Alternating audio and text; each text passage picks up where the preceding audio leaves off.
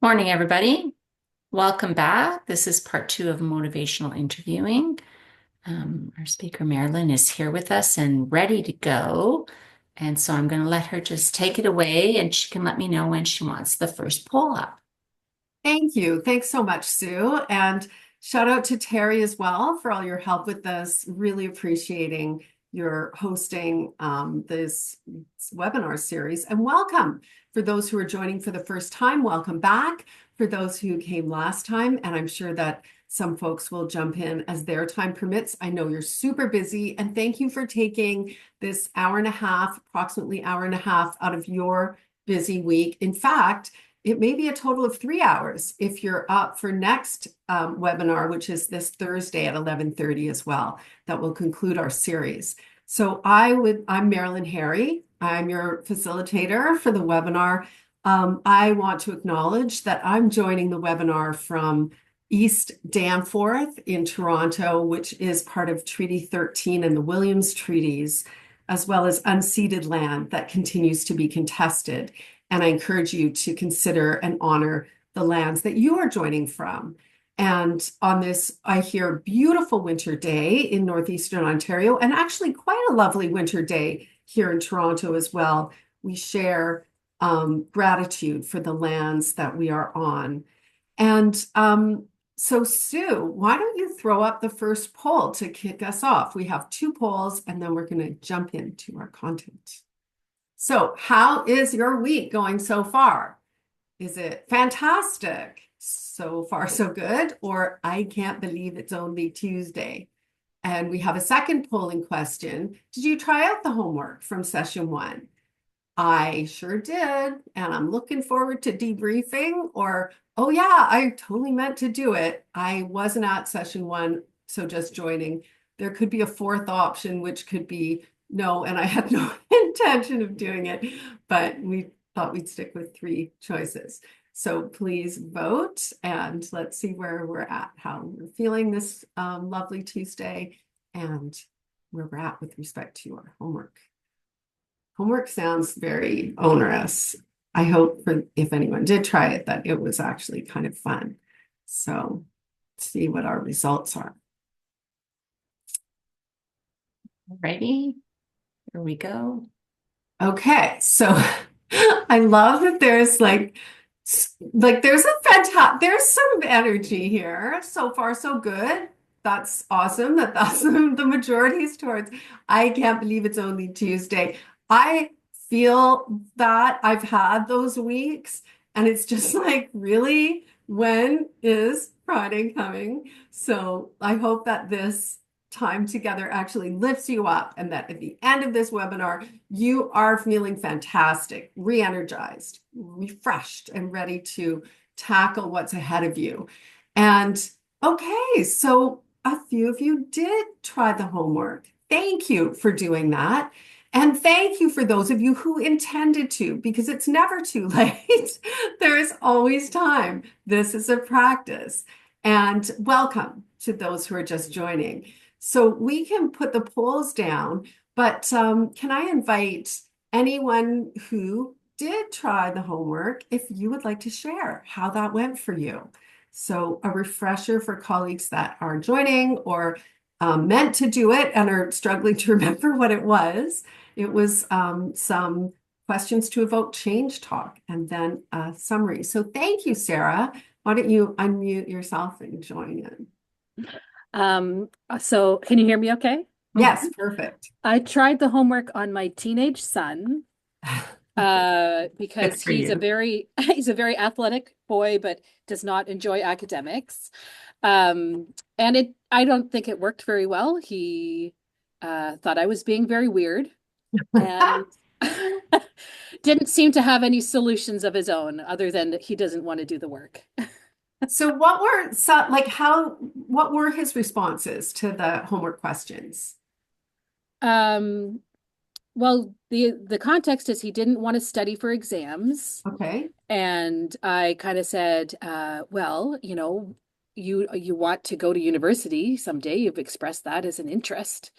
What do you think you can do to get there? Oh, And interesting, Sarah. I love it. yes. And Thank his response was basketball. I'll just get better at basketball. So Thank you for A, trying it out, and B, for sharing.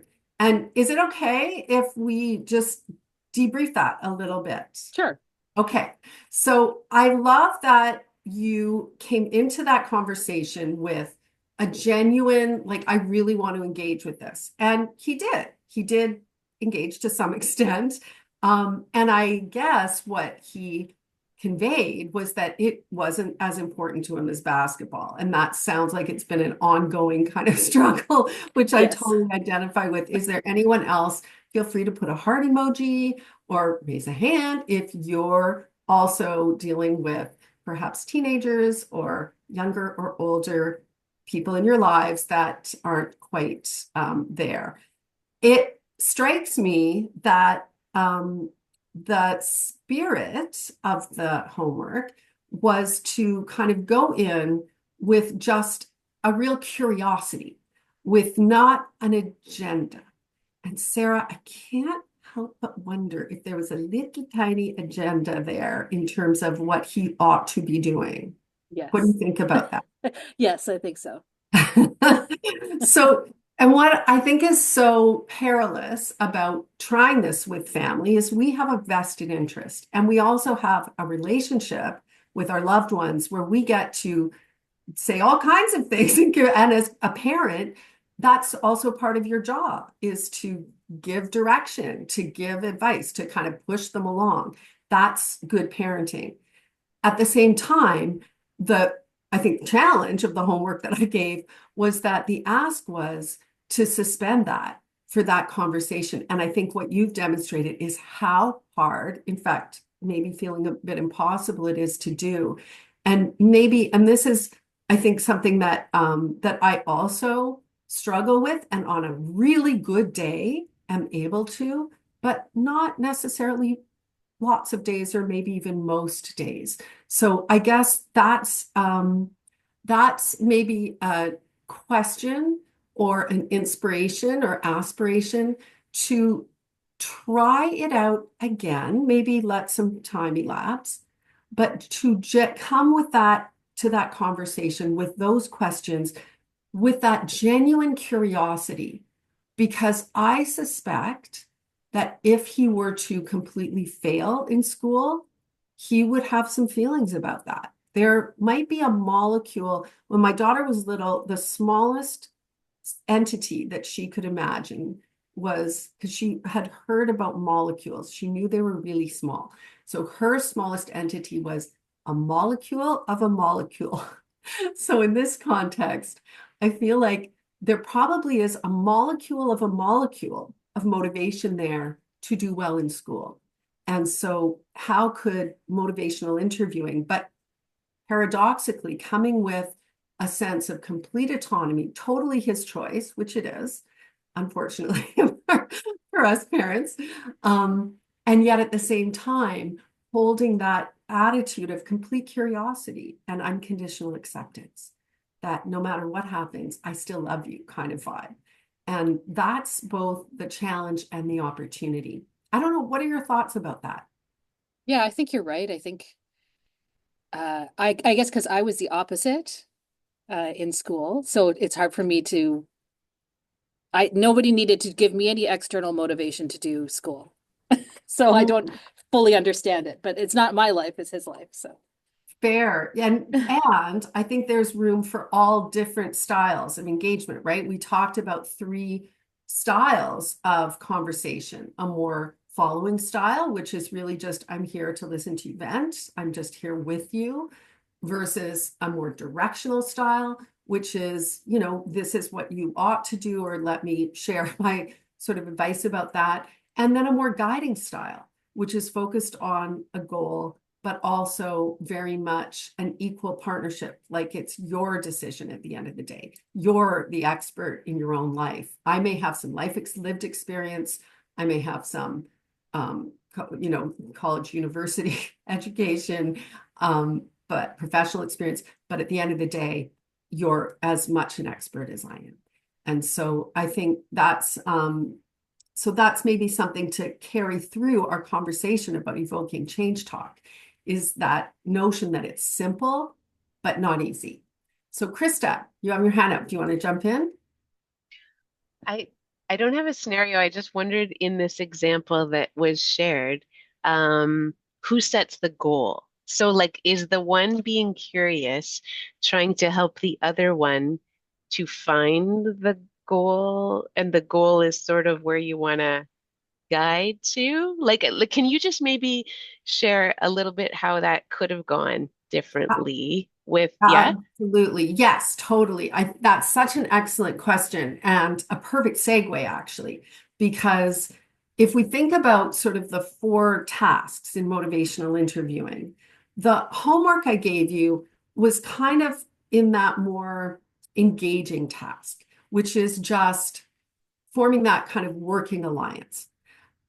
After we form that working alliance, that's like the foundation. You can't go anywhere without it. It's that sense of mutual trust that we have, that our clients have for us, that we're there for them, that unconditional acceptance, that respect. Think about the example of Mr. Lack that Brooke gave last time, or your favorite teacher. So that's kind of the working alliance, the table stakes. Once we have established that, and sometimes that can be established in just the first few minutes of meeting someone, right? Like it's not like we have to spend 3 sessions on engaging, but we do need to pay attention to it. Once we have that, then the planning task is collaboratively identifying a goal.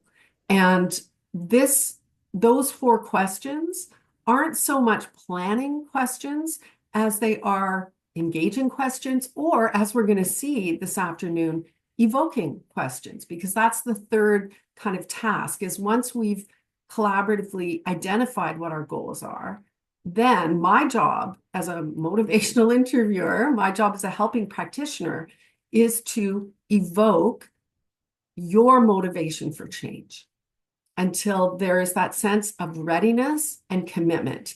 And then we move to the planning task. Oftentimes, we want to default to planning because that's our job. We're here to get results. And yet, if we do that prematurely, it often paradoxically takes more time, because then people are coming back to their appointment not having done their rehab exercises, or they had agreed to quit smoking post-surgery while they heal, but then they haven't quite followed through on that.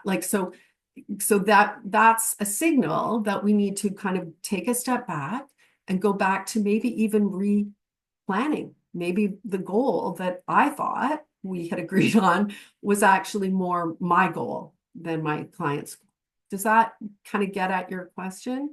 Awesome. And Krista, thank you for flagging that, because I think that's an important clarification. And what we're going to be doing today is jumping ahead a little bit.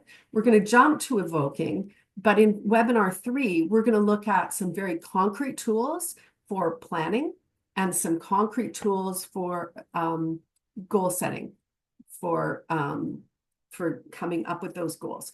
So that's the working with complexity part, and it's a little bit more structural, if you will. Like I think this evoking one is, the skills are very similar to the skills of engaging, the 4 core skills: open questions, reflections, affirmations, and summaries.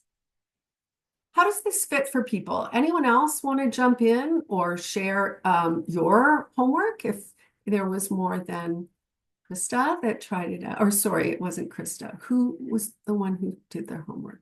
Sarah. Sarah, thank you. My daughter's middle name. Anyone else want to share, or share something that you took away from last time?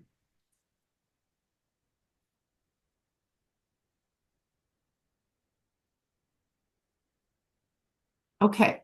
Well, thank you for jumping in, both of you. And with that, I'm going to share my screen. And why don't we jump into this afternoon? I'll just remind people they can type in the chat at any time if they're not unmuting. Just type a comment or a question and I'll make sure that it gets read out. Awesome. Thank you, Sue. Yes. And please feel free to keep the conversation going in the chat. You can also have a side conversation among yourselves too. And that's cool also. And there will be more opportunities for some discussion and practice and stuff in this webinar. I've tried to make them interactive, but I also know with a large group and a webinar format, plus it's lunchtime, you might not want to be like eat with your mouth full on camera. So I get that also. All right, so we are in webinar 2, evoking change talk to enhance motivation.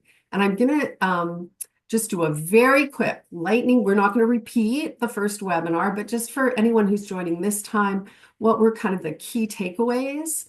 We talked about what is motivational interviewing and what it's not. We spent some time on the spirit of motivational interviewing, and that's going to carry through all 3 webinars. Remember that Dr. Miller, who is the originator of this approach, the first author of the motivational interviewing textbook in its 4th edition, very amply referenced with page numbers through the 3 webinar slides that you have, has said that the skills, the techniques of motivational interviewing are less important than the spirit. And so let's hold that uppermost in our mind.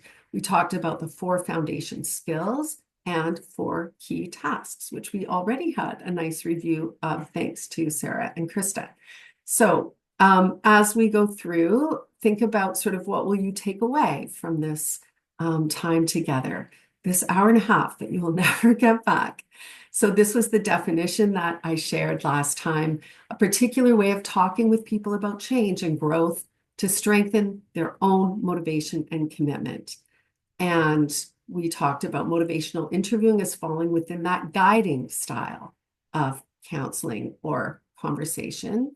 And this is just a refresher of the spirit, the elements of the spirit of motivational interviewing: equal experts, affirming and that absolute worth, accurate empathy. Where is this person at? We need that accurate empathy in order to form accurate reflections. Compassion, which is that primary focus, ultimate focus on the other, and empowerment, which isn't giving people power, it's helping them realize and utilize their own inherent strengths and abilities. And we talked about the 4 foundational skills that we're going to dig into a little bit more today.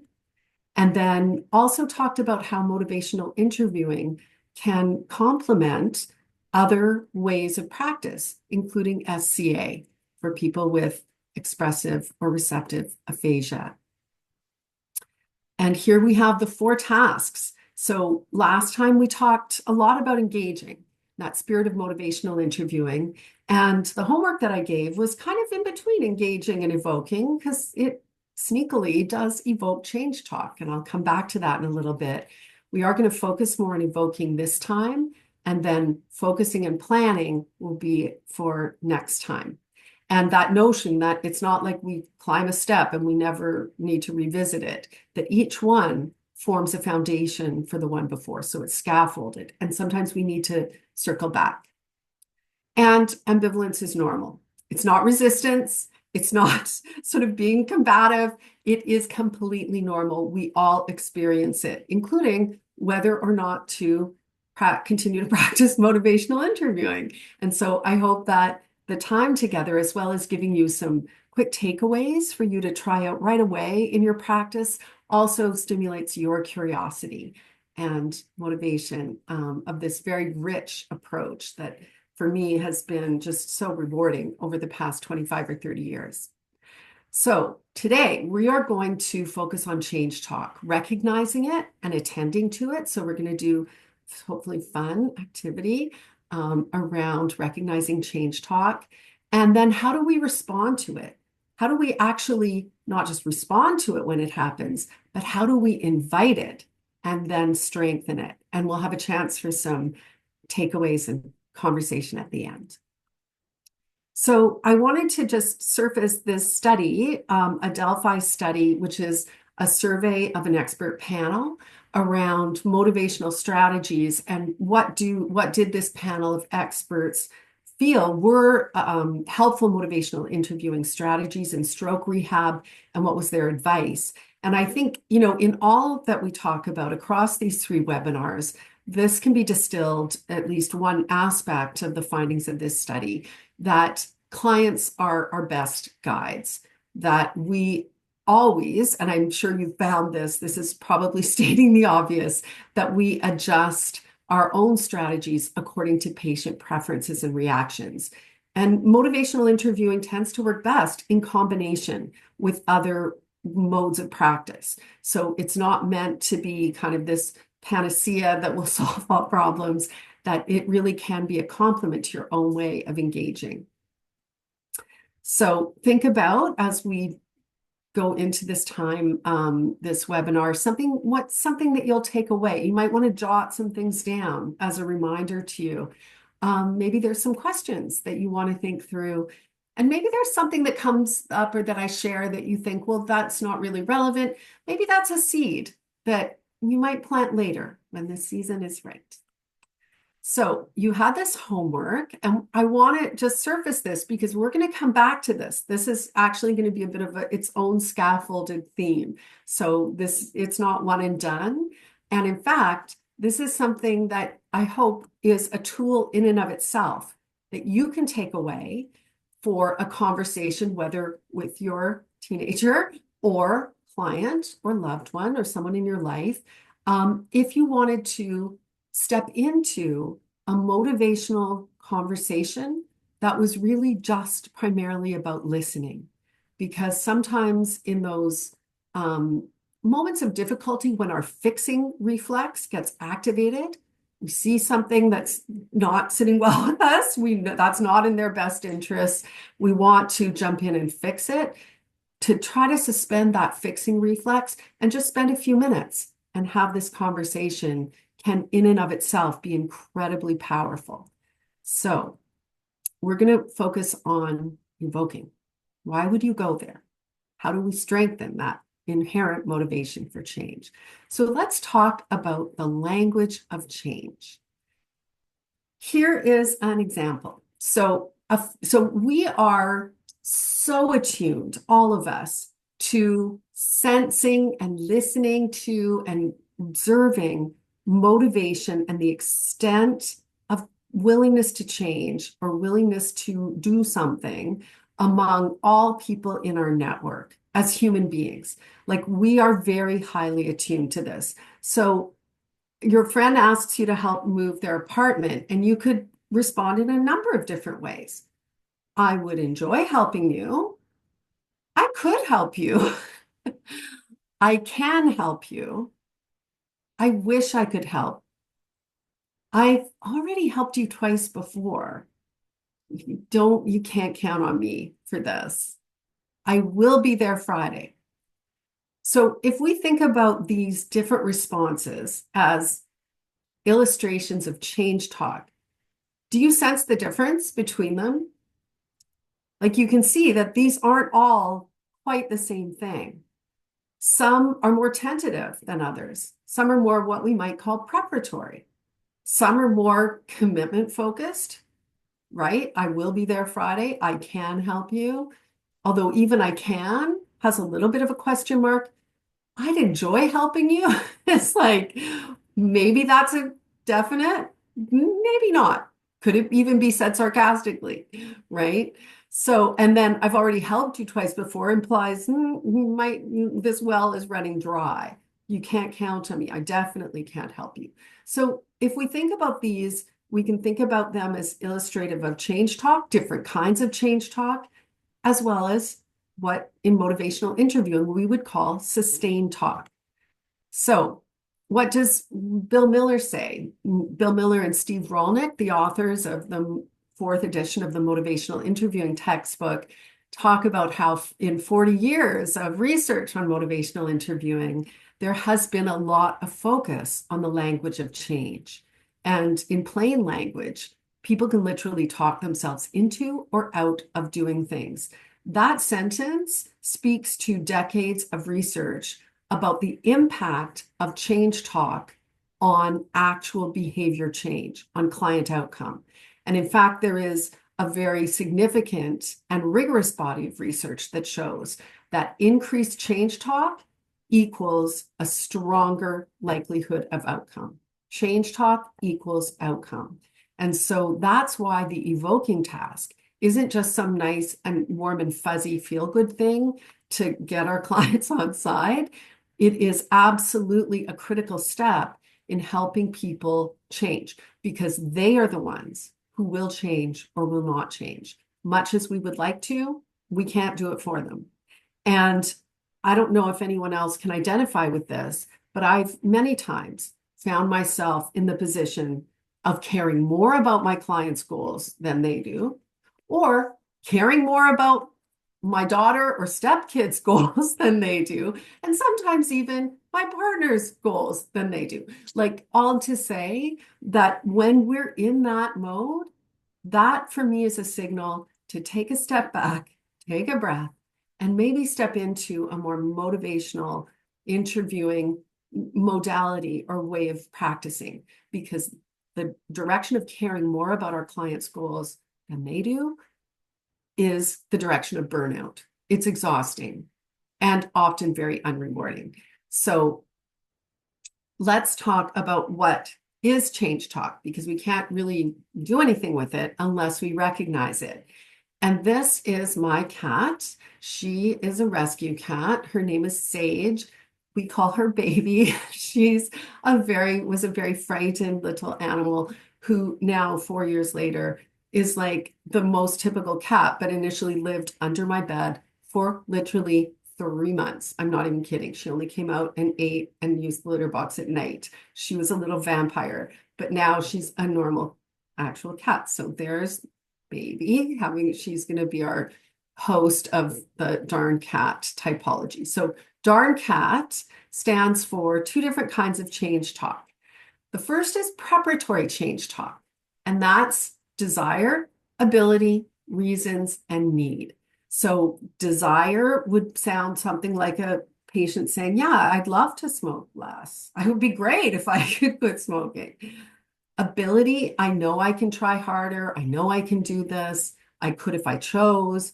All good examples of ability. Reasons, if I eat healthier, my blood sugar would be more stable.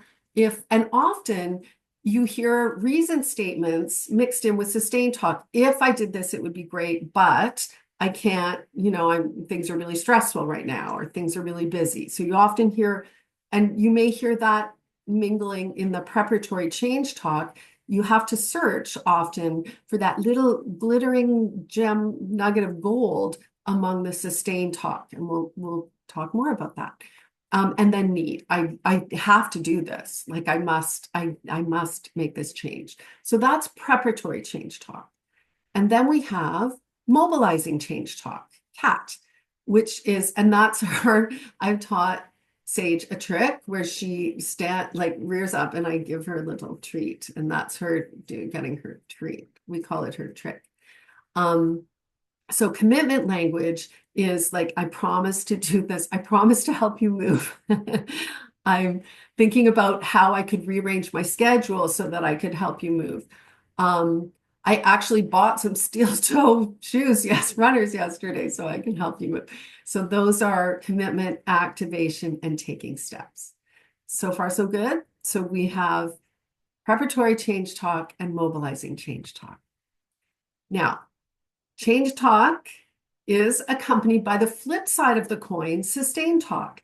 They are two sides of the same coin. And that's why ambivalence is normal, because we all have in our minds both change talk and sustained talk when we're contemplating a change. So on the one hand, we may hear someone promise to do something. We may also hear them say, I really can't. Like, it's not the right time for me. I'm thinking about doing this, but I don't see it happening anytime soon. I bought some good walking shoes yesterday, but the weather's really cold and icy out. So do you see how there's these two sides? It's normal. It's not, and I think this comes from more my background at the Center for Addiction and Mental Health in addiction specifically, where often we talked about client resistance as a pathology. And early iterations of motivational interviewing did talk about resistance and rolling with resistance. The authors have really moved away from that. They don't talk about resistance anymore because it has a negative valence, kind of pathologizes something that's totally normal. It is what it is. It is human. So change talk and sustain talk. And so what I'd like to do now is a little quiz, and I'm going to throw up some client statements, and I'm going to ask you to take your courage in your hands, and in the chat, just put in what you think it is, what type of change talk you think it is. Or if you think it's not change talk, then you can put that in the chat too. So can we just preface this by saying there is no judgment? No one's going to be like, oh, so Krista put the wrong thing in the chat. Like this is just to engage you. And if you want to also think about a way to beat before I show you the answer. Okay. So this patient is saying to you, my life is totally messed up. What would you say this is? Desire, ability, reasons, need, commitment, activation, taking steps. Sue, is anyone putting anything in the chat? I can't see the chat, so it's okay if you're not. But Nothing yet. There was a comment from earlier that we can review when we have a moment. Someone's put desire, okay, ability, thank you. reasons, Yay. reasons, Yes, thank you. Thank desire. you. Yes. So technically reasons, but it could also be desire and ability and need. Absolutely. And this isn't like the key isn't, oh, I said it was desire, but it was reasons. The key is you recognize the change talk. It is change talk. And that's a good thing. We recognize change talk. So thank you for throwing those things in the chat. How about this one? I want to follow my treatment plan, but things are really stressful right now. What do we think?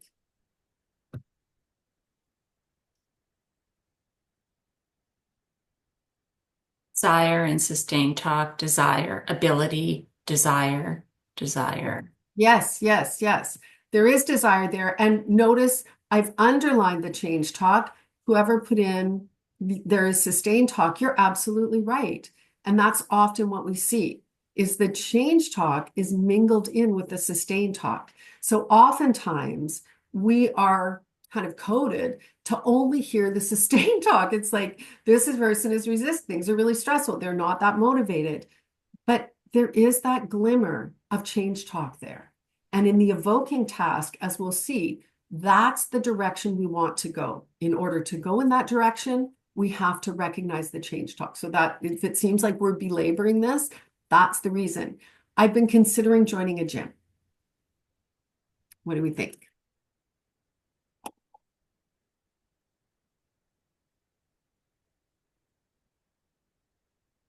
People are thinking, well, doesn't sound that changey. Activation, taking Yes, steps, yes, ability, change yes. activation. Mobilizing change talk, absolutely. So there is activation, and taking steps is actually considering it. Maybe they've called, maybe they've gone online and searched different gyms in their area. Yes, excellent. I know the doctor says I'm at high risk for another stroke, but I just can't give up smoking right now. What do we think? I'll just say this is kind of a tricky one. Trick one. Need, Yeah. reason. Yes, yes, yes. And what's interesting about this is that it doesn't have to be the patient's reasons or need. It could be the doctor's reasons or their spouse's reasons or their probation officer's reasons. Like it doesn't have to be their own reasons, but they have surfaced this. This is a little glimmer of change talk that we can dig into a little bit more, and you'll see where this goes. We're actually going to come back to this one. I probably should be eating better, but the food is really expensive and my kids hate vegetables. I always wanted to be that parent that my daughter would be eating like broccoli spears in her lunch and tofu. Like it didn't happen. She hated vegetables. Now she's a vegetarian, ironically. So maybe that persistence paid off for her. Desire, Yes, need, I yes, think, yes. Love, reasons. desire and need and reasons. Yes. And again, it's not so much specifically which one folks picked, it's that you are hearing the change talk. I probably should be eating better. That's the change talk there. The sustain talk are the reasons that are kind of mitigating against change. I wish this all never happened. What do you think? You've probably heard this from your patients.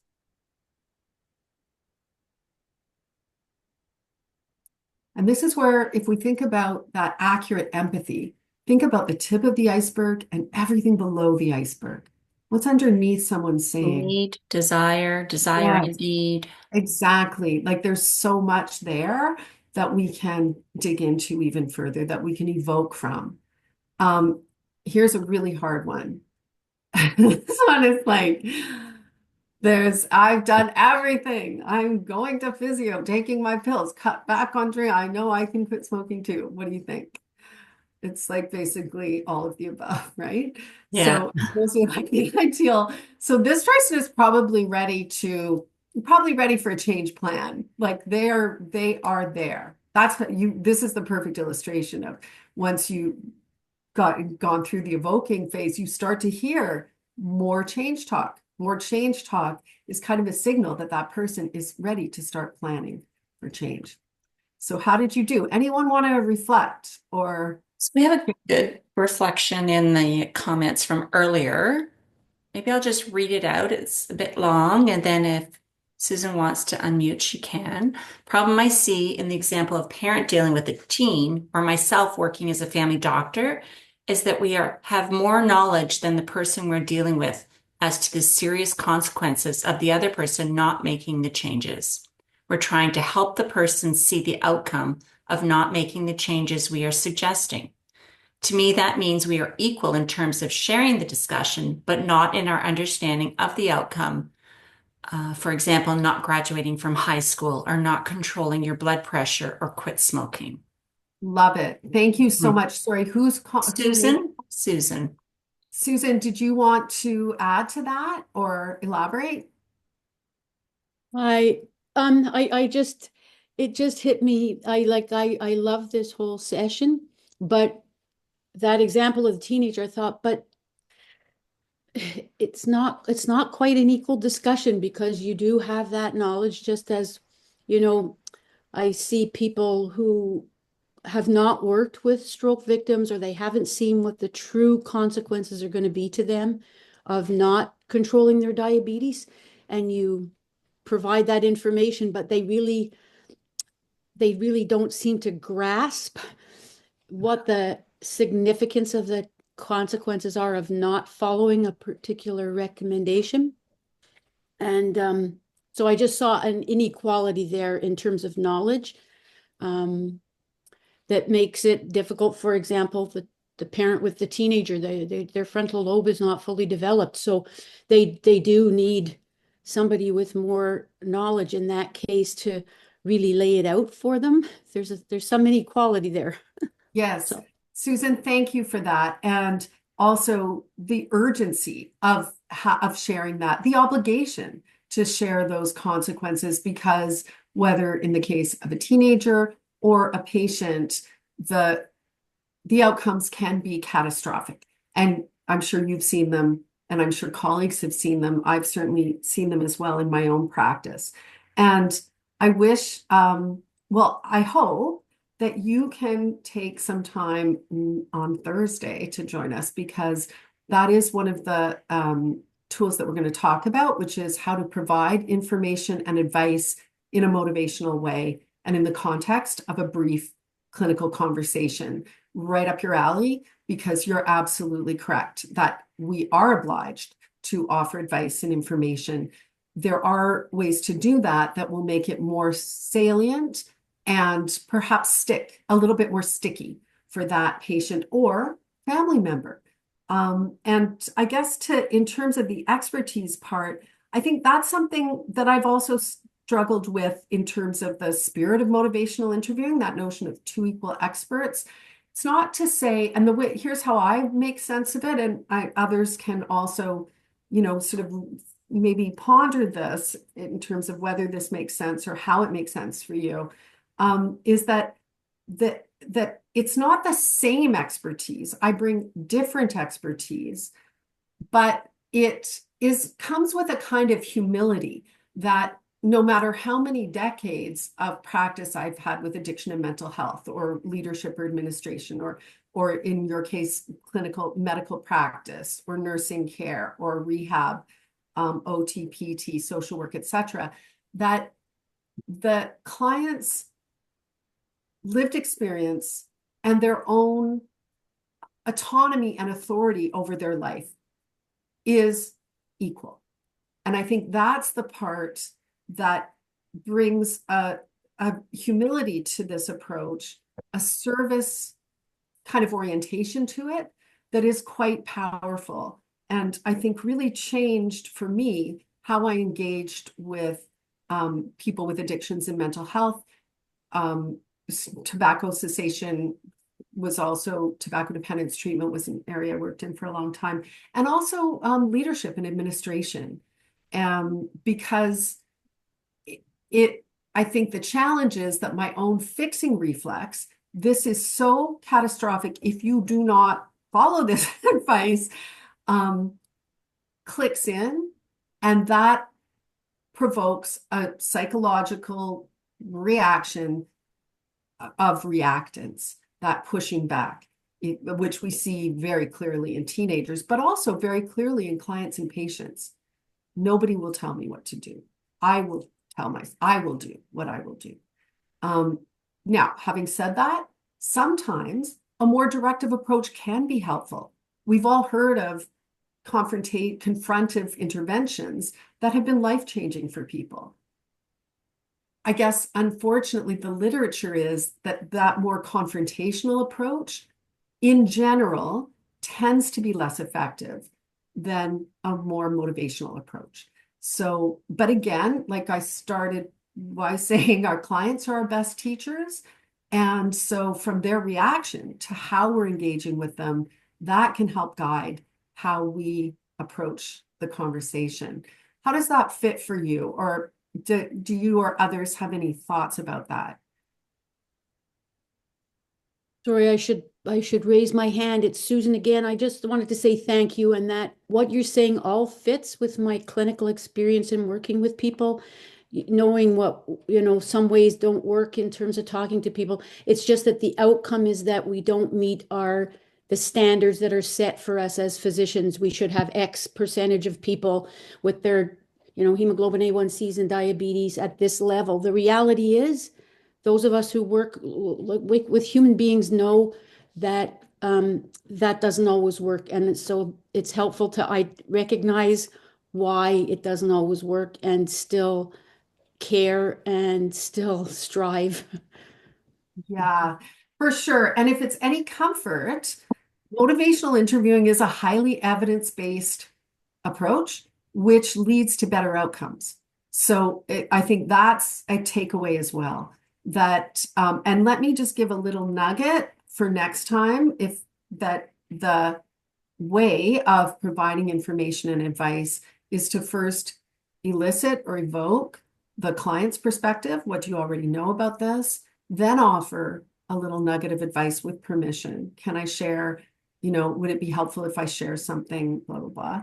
And then how does that fit for you? So that ask, offer, ask is a way to give the advice information, but also a way that invites them to first say what they've understood and reflect on what you've told them. But Krista, you have your hand up. This is like really, sorry, can you hear me all right? Yes. Perfect. This is really embarrassing, but I What? the day before this first session started, I had the worst experience with a patient I think I've ever had. And the context to that, so happened months ago, a couple months ago. The physician had approached me and said, this patient can't afford this insulin. And I said, oh my goodness, I have samples. I got them all ready. I called the patient. She said she would come and get them. And then a couple months, no, 2 months later, whatever, I'm doing the hospital discharge and she had DKA. And so I get on the phone and she hadn't picked up the samples. I checked the fridge. She hadn't done that. And so going into that conversation, I was so angry. I No. was so mad. I was so mad. And I should have checked myself, but I didn't know how angry I was because it seemed so preventable. And I don't know what you do about that, but I just needed to, because our conversation was terrible. I threw at her like amputations and like I was just mad, Yeah. mad, mad, mad. And I knew it was like embarrassing, but I apologized to her and I just said, when you're ready, just let me know. But yeah, Oh my any gosh. any advice in that? Like it was so humbling. It was awful. Well, Anyway. actually, first of all, you may have planted some seeds. I think that that patient, like as awful as that conversation felt for you, because I sensed that the way you engaged was not your usual way of engaging, of going and coming in hot with like, you're gonna die from this. Like, so it may have like, and even seeing another human being care that much and be that upset may actually like so here's the thing, we don't know what happens when we're not with that person, which is most of the time. We often never know. So let's just put that out there, that motivational interviewing does not own the real estate on how to effectively engage with human beings, because it's human beings with human beings. It is another way. In terms of that, I totally identify. I remember a client that I had, a youth who was homeless and seemed like it was like fixing, but like there was just so much risk there, and he was so young. I pulled in every favor because there were like all kinds of waiting lists for group homes in Toronto. Got like the best group home. This group home actually had like the $1 million view of the Don Valley. It had gorgeous fruit, like really great staff. And guess who didn't show up to the conversation? Like I felt so embarrassed and betrayed and angry. Like, why then? Why did I like, how can you waste my time? But here's the thing, is that that little warning sign, who cares more about it? Because really, my job isn't just to dispense, but it's also to evoke. Because at the end of the day, it doesn't matter what I'm like, it's like we started with that WHO study of medications don't work if you don't take them. And so, as much as we may give the information, dispense the medication, dispense the advice, unless the person actually takes the pill, figuratively and literally, then the outcome is irrelevant. They actually have to. So it's that gap between the dispensing part and the taking part, the outcome, and that's the human being. And so what motivational interviewing, and specifically this evoking technique, is geared to actually bridging that gap. So for what it's worth, and thank you for sharing that story. And Susan, thank you as well for sharing your challenges. And so, hopefully this offers some additional ways of engaging to help evoke what's already there. Because for someone who has diabetes, for someone who's had a stroke, for someone who is a chronic long-term smoker or drinker or drug user, there is at least a molecule of ambivalence there. And that's what we are drawing out. That's where motivational interviewing originated, actually, was working with people who were quite angry about coming for treatment, i.e. people with addictions for the most part. So in the evoking task, our job in that task is to attend to the change talk, to listen for it, recognize it, and use our oars to respond, but also to invite it and increase it and strengthen it. More change talk equals better client-patient outcome. So this quote from Miller and Rolnick talks about how when we hear practice sessions, because motivational interviewing is very big on recording sessions and then coding them. It's quite a rigorous approach in many ways, with lots, like I said, decades of research, not just on outcome, but actually how it works and fidelity to treatment. And so there are well-validated coding tools. That's like a whole other workshop on motivational interviewing, inconsistent versus consistent behaviors, therapist behaviors, or practitioner behaviors. So when we hear the practice sessions, we're often struck by missed opportunities. There were change talk flowers right there to be picked, or glowing coals just waiting to burst into flame, and yet the interviewer passed right by them as though not even noticing them. And that is often what we do with change talk, especially when our fixing reflex is activated. So if there is a nugget to take away, the nugget last time was to listen for yes, but. You hear someone saying yes, but to you, that's a signal that you have maybe provoked a bit of reactance, that your fix-it reflex has been activated. Maybe you've fallen into that expert trap. The nugget this time is, are you missing any change talk flowers? They're there. They're waiting to be picked. Don't have to wait for it to happen too. You can actually invite it. So the 4 techniques that I want to spend some time on are directional questions. So this is kind of OR's enhanced for the evoking task of motivational interviewing, because we're evoking change talk. So we are going to ask questions that evoke change talk. We still affirm our clients. That's part of our ORs. Affirmations are really helpful and important. The reflections that we offer will be directional reflections. They will reflect change talk. And then the summaries that we offer will be directional summaries, pulling together a beautiful bouquet of change talk and offering it back. So if you see that homework assignment from last time, you can probably already imagine where we're heading for this day's homework assignment, building on what we talked about. So directional questions. If you noticed, these 4 questions were directional questions to evoke change talk. Why would you want to make this change? Really speaks to desire. How might you go about it? That's ability. What are the 3 best reasons to do it? Evokes reasons for change from the person.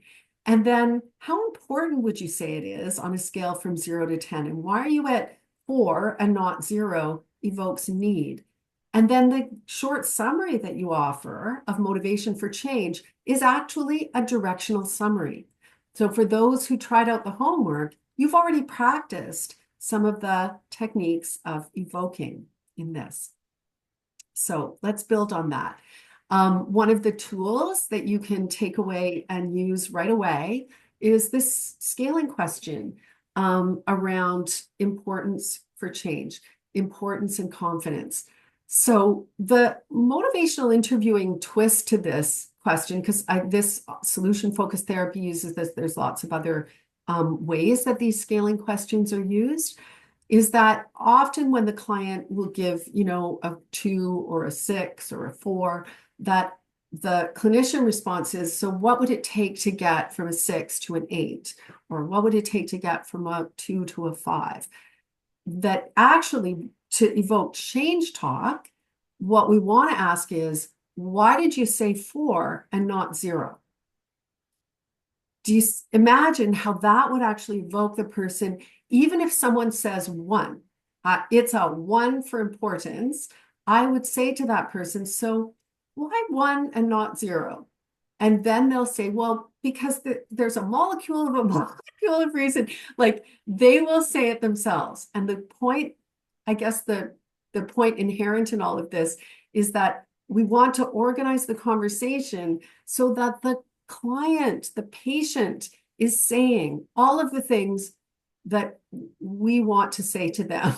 So all of that information, advice, direction, with respect to the expertise, because we're going to get to that more. They're not going to know it all because they're not experts, but they probably have some knowledge, or perhaps mistaken knowledge that we want to evoke so that we can clarify and engage in that conversation. And then how confident are you could do this if you decided to? What would help increase your confidence? What could you do with that? So that's a tool, not helpful with everyone. I've noticed that this scaling questions, not that helpful with younger clients, like teenagers. I don't know why, but I've just never found it that helpful. But with adults, I've found it quite helpful. Importance plus confidence equals readiness. So we want to have sort of both dimensions. So just in terms of open questions, these questions that I referenced in the last webinar are also directional questions, with one exception. And I highlighted the two, number 5 and 6. How do you see the benefits and drawbacks, so that what you may be familiar with as a decisional balance or pros and cons, that in this iteration of motivational interviewing, as it's evolved, building on research, that in the evoking phase, it's really not helpful to get someone to do a decisional balance about change. It just brings up all kinds of sustained talk and perpetuates the ambivalence. And so the advice is, in the evoking phase, is focus on the change talk. That's really where we want to go. So those are, I think, the pretty straightforward directional questions. I want to spend a little bit of time on directional reflections, because reflective listening at the best of times is not easy to default to. It's much easier to default to asking questions. So directional reflections kind of even kicks it up a notch. So here's a little quiz, and you can say in the chat 1, 2, or 3. There will be 3 answers. And which do you think? So the person saying, I know that we saw this statement before. I know I'm at high risk for another stroke, but I just can't give up smoking right now. So here's 3 reflections, reflective statements. Which one do you think in the evoking phase would be the best one to use? So first one, you've been through so much, it feels overwhelming to even consider quitting right now. Seeing you keep smoking really has your doctor worried about you. Or you've already made a lot of changes and you're doing the best you can. Which one do you think, given these are all, by the way, really good reflections. There's nothing wrong with any of these reflections.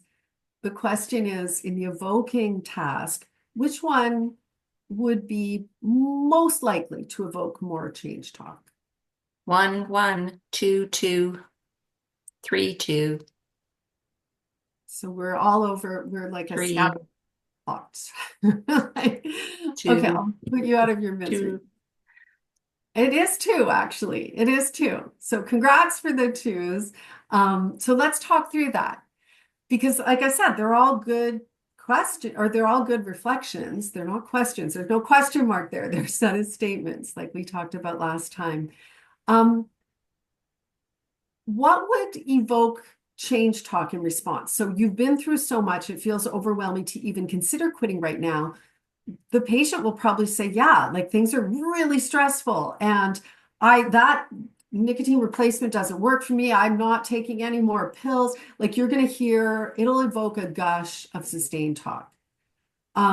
You've already made a lot of changes. You're doing the very best you can. Yes, you have no idea. Like the laundry list that my nurse practitioner gave me to do. Like, you have no idea. Like, I could see that giving some sustained talk, or maybe there's a chance it could be saying, yeah, and I do want to quit smoking. I can't. Like, it might give a little bit. I think the one with the most likelihood is seeing you keep smoking really has your doctor worried about you. Like, it doesn't have to be their reasons for change. I want to hear more from their mouth about why their doctor is concerned about it, because that is still change talk. Might be someone else's change talk, but they're the ones saying it out loud. So what you reflect is what you will hear more of. And that's why the directional reflections are something to really practice, because the more we practice them, the more proficient we get with them, the more efficient we get at evoking change talk. So go in the direction of change talk, de-emphasize sustained talk. So I want to do a little thought experiment of what that conversation could sound like. So here's the clinician response. Seeing you keep smoking really has your doctor worried about you. So they might say, well, she said my chances were like more than 90%, but that doesn't seem right. Like, so, and please caveat, I am not a physician. I do not specialize in stroke rehabilitation. So I ask your forgiveness. Please correct me if there's anything in this that is factually incorrect. That doesn't seem right. So we have a choice here, right? Our fixing reflex could get activated. Mine would get activated of saying like, wait, really? Your doctor doesn't know what she's talking about? Like, is that where we're going now? Are you kidding me? Like, that would be kind of a normal human. Or on our best day, on a good day, we could just go in the direction of change talk. We're just going to reflect. So that 90% risk really got your attention. That's just not a complicated reflection. Do you see how it's reflecting? It's staying with what they themselves has said. That's change talk. Well, made me wonder. I mean, the kids are still living at home. People are counting on me. So it's like, do you see how as we guide towards change talk, then we could say, you really care about them. That simple affirmation, right? So, something that they've demonstrated, a strength. What would need to happen for you to make the decision to quit smoking? So it's imagining the future. Often we would call it imagining extremes. What would be the thing that would happen that would make you decide this is your highest priority right now? And this is a helpful question. In fact, I should have put a star there because that's a really helpful question when someone is saying like, this isn't going to happen, to say, well, what would need to happen in order for you to decide that this was your priority? That again, that evokes quite powerful change talk because it's often not hypothetical. Like I've heard people say things like this. In this case, like it's not a stretch for the client to say in this conversation, I guess if I had another stroke, I don't know.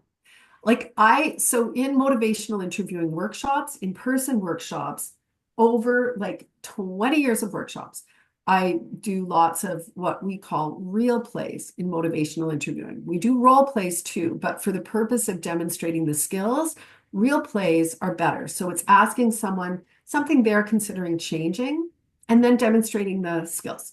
So in this real play, it was a group of dentists and dental practitioners. And so the person who volunteered was a dental hygienist. And she said her thing that she wanted to change, was ambivalent about changing, very ambivalent about changing, was flossing, which is not uncommon actually, because I've done a few sessions for dental practitioners. And I would say about a third to 40%, just based on my audience response, people raising their hands, do not floss their teeth regularly, every day, twice a day, like they tell us to. So hers was flossing. So she was really ambivalent about flossing, wasn't that excited about it, had great teeth, etc. And I said, what would need to happen in order for you to make the decision, like this was your priority? And she said out loud in front of 60 of her closest friends, I guess if I lost a tooth. So similar to this, or I've had someone else who was a nurse practitioner talking about exercise. I guess if I had a heart attack, that would make me exercise more. Like, had high blood pressure. So like people say these things, and it's not to say suddenly the light goes on and they change tomorrow, but it plants a very potent little seed. I learn what I believe as I hear myself speak. And they themselves have said out loud, if I had another stroke, that would make me quit smoking. If I lost a tooth, then I'd start flossing. If I had a heart attack, then I would start walking every day or etc., exercising. Like nothing will ever take away. And people remember the most of what they themselves say. unfortunately for us, they remember the least of what we practitioners say. And the second most is, and this is in group treatment, they remember what other group members say. The least what we say, the most what they themselves say. So this is really based in strong evidence. We want them to say these things out loud. And now that can activate our fixing reflex. The challenge is to stay in that evoking mode, to continue to allow them to take the side of change. Because when people are ambivalent, that means they both have lots of sustained talk in their head and lots of change talk in their head. And if I soak up all the change talk, what do I leave for them? I leave sustained talk. And so the evoking task is really about creating a space for them to articulate the change talk. So here's some other reflections. I think we can take a little bit of time if anyone wanted to offer a potential response to a directional reflection. Like, would anyone like to take a try? I have some examples that I've given too, but So the first statement, I want to follow my treatment plan, but things are really stressful right now. yes. What would be an example of like a directional reflection? So if you're just reflecting back change talk to the patient.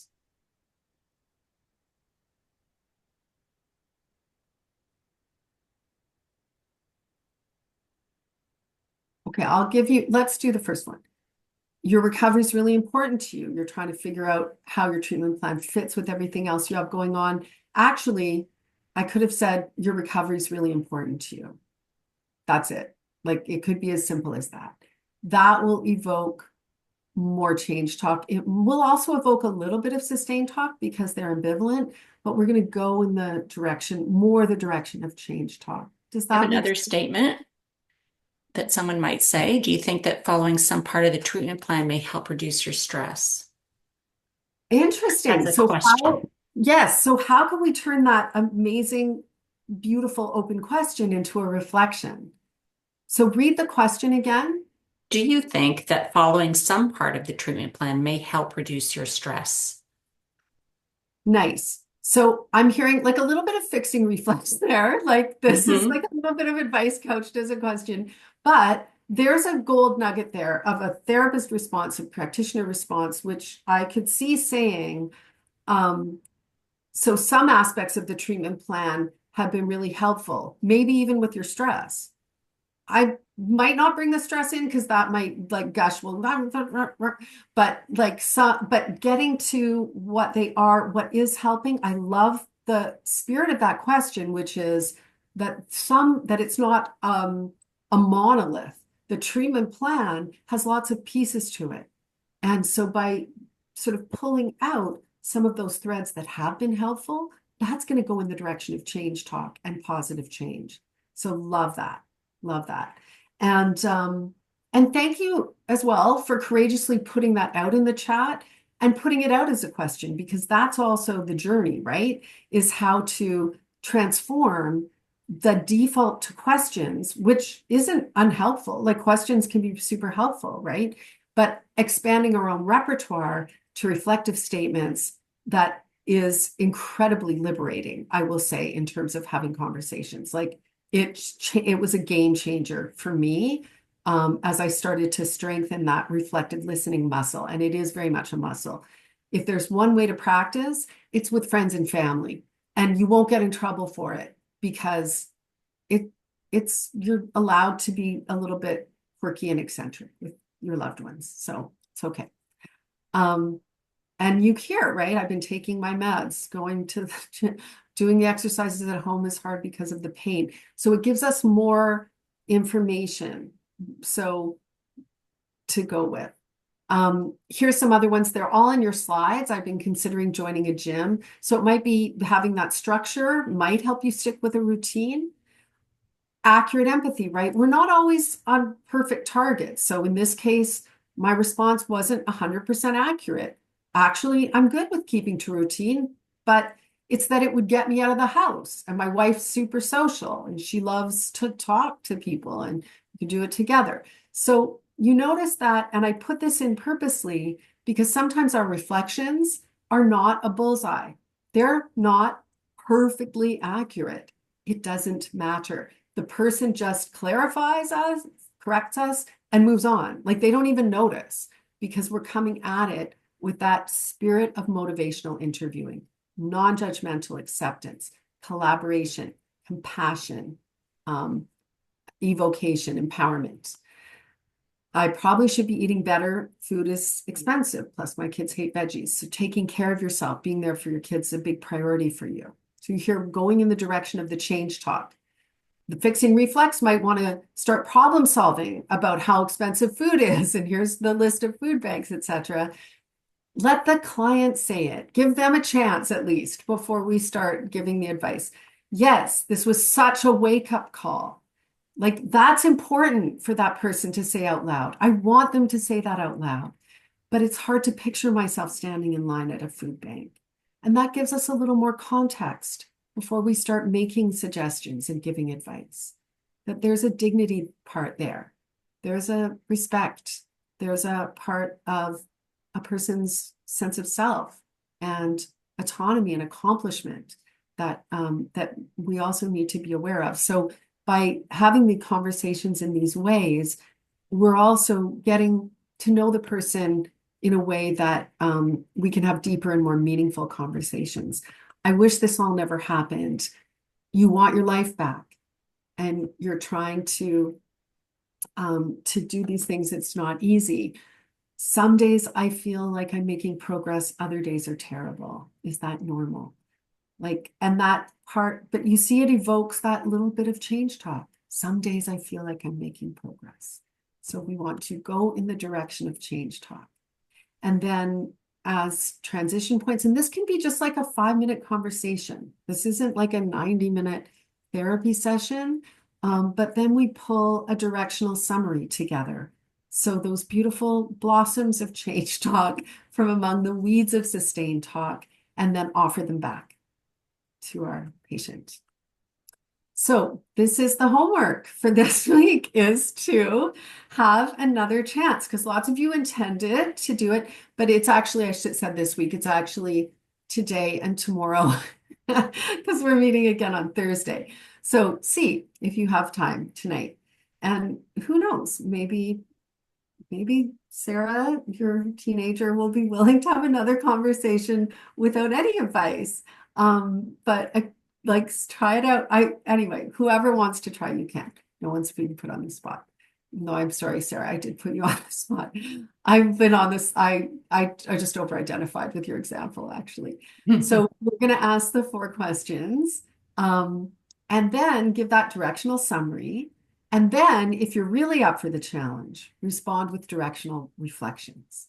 So continue the conversation and practice some of those aura skills that we did. So this is our progress along our practice tip sheet. We've talked about how change talk predicts outcome, the different kinds of change talk, and then some strategies to invite and strengthen it, as well as respond to it.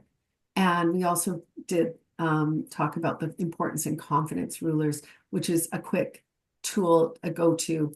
Next time, we are going to talk about providing information in a motivational way, as well as focusing, and a tool, agenda mapping tool that you can use for focusing conversation, as well as continuing motivational interviewing practice. So I hope there was something you may take away and experiment with, maybe some questions to think through, to talk about with your colleagues or reflect on, and maybe some seeds that you will plant later. So thank you for hanging in there. We have about 15 minutes left for some questions and discussion. And hopefully I will see you as well on Thursday. So I'm going to stop sharing, and maybe we have a chance for those who can hang out and have some questions. Thank you. Very excellent. Anybody have any thoughts or questions? You can type in the chat or just raise your hand. We can get to you. I just was thinking throughout it, I'm a recreational therapist by background. And so the motivation word in motivational interviewing is kind of where we base a lot of our work too. And I just think it's so interesting. We always talk, work with our physios and get people back to exercising, and they let us know, I need to get this person exercising. So the rec therapist will find out what motivates them. Because can't just say, do these exercises or go to the gym. Because like you say, if it doesn't motivate them, they're not going to do it. If they're not motivated to take that pill, they're not going to take the pill. It's so So true. it's It's just so that, true. that word, like I'm always thinking, what's going to motivate this person to do something or to change or whatever it might be. It's just all very interesting. Totally. And taking that step from feeling like I want to do this, like that preparatory kind of change talk, I need to do this, to actually doing it, helping to just like make that leap. Get that We'll movement. talk Yeah. more about the planning phase task next time, but it's simple but not easy. Yeah. And even in terms of the scaling questions, that one little nugget, like just end to a consult with a patient, might be to say, so I've shared some advice with you around next steps or ways to, prevent catastrophic outcome. You wouldn't say it that way. Mhm. But on a scale of 0 to 10, how likely is it that you're actually going to follow through with my advice? 0 is like absolutely not, because there's way too much happening. 10 is like I'm literally starting the minute I get home. Where are you at? And then to hear what they say, because actually by asking that question, it's such a powerful scaling question. It gives permission for the person to say out loud to you, the practitioner, what they are afraid to say in the consultation room because they don't want to be judged. They don't want to be scolded. They don't like people, unfortunately, aren't always honest with their health practitioners because we want others to think well of us. And so, how do we also organize the conversation so that we're having a real conversation? Like we are hearing up front they're at and what they're going to do or likely to do or not do, so that we can more actively engage and prevent some of the really problematic outcomes that people may face. Mhm. So we have a question in the chat. Do you think that following some part of the treatment plan may help reduce your stress? Oh, I wondered, I did notice that. I think that was the one from when we were looking at the statements, the patient statements and reflective listening. Right? Anybody else? I'm so grateful that lots of people hung out today, and we do have a few more minutes. So like you're here, you're spending your precious, valuable time. Honestly, is there anything that you're kind of skeptical of, or anything that you're interested in trying out after this webinar today? Actually, we do have the polling question, Sue. We could throw that up. Let me put that up. I forgot. Okay.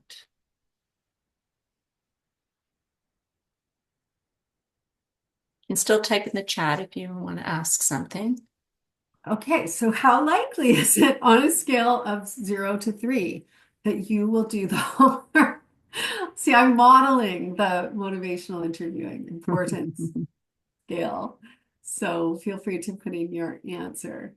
Um, Actually, in retrospect, I wish that I put in the same question of how you're feeling now, because I hope that for those that were like, it's only Tuesday, well, maybe you're still feeling that way, but also with a little bit of energy there, that with some different strategies or tools that you can try out, especially with some patients that may be a little bit more challenging than others. Okay, so thank you, 22% who are very likely, and thank you for the 70% somewhat likely, if you have time or if you think of it, and totally respect and recognize that you are all extremely busy and your time is precious. So with that, thank you for taking your time with me this afternoon. Thank you, Sue, for hosting. as well with Terry, and in the background doing an amazing job. And I guess we'll see everyone at 11:30 on Thursday.